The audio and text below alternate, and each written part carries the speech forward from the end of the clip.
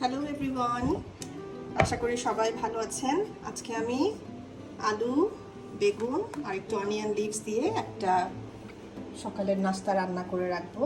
তো এখন আমি আলু, বেগুন, অনিয়ন লিভসগুলোকে কেটে নিচ্ছি।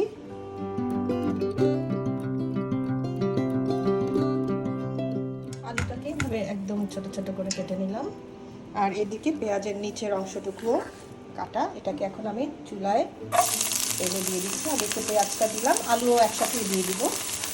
পেঁয়াজটা আগে একটু ফ্লেভারের জন্য দিলাম। পেঁয়াজটা নাড়াচাড়া করে আলু দিয়ে দিচ্ছি, দিয়ে এটা একটু অল্প আছে রান্না হবে। আলু আঁচ কিন্তু একদম অল্প থাকবে, নাহলে পেঁয়াজ পুড়ে যাবে, আলু সিদ্ধ হবে না।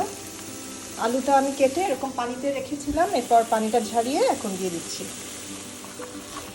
আলুটা নাড়িয়ে নিচ্ছি। এখন আমি এটা ঢাকা দেওয়া যাবে না, অল্প আঁচেই হতে থাকবে, ঢাকা দিলে আলু বেশি সিদ্ধ হয়ে যাবে।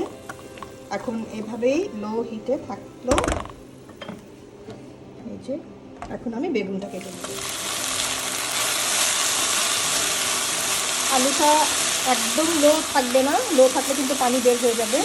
এখন পানি কিন্তু বের হচ্ছে না, আলু এটা ভাজা হবে। সো আমি আবার হিটটা একটু বাড়িয়ে দিয়েছিলাম।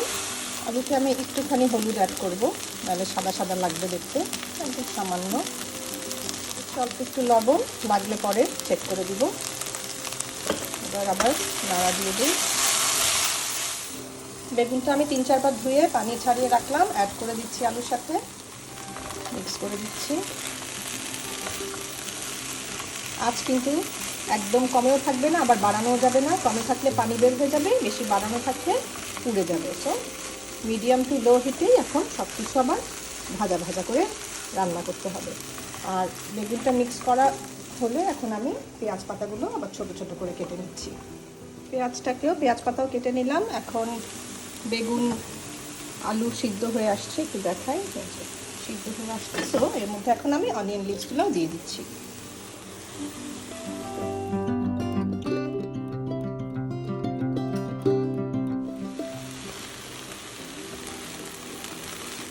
পেঁয়াজ পাতা দিয়ে একটু নাড়িয়ে নিই। আমি কিন্তু এখনও কোনো ঢাকনা দিই নাই, এটাকে ভাজা ভাজা করেই রান্না হচ্ছে। আর লাস্টে অ্যাড করে দিব আমেরিকা থেকে আসা মহামূল্যবান 2টা কাঁচামরিচ, একটু অর্ধেক করে দিয়ে দিচ্ছি, 3 ভাগ করে দিই ঝাল।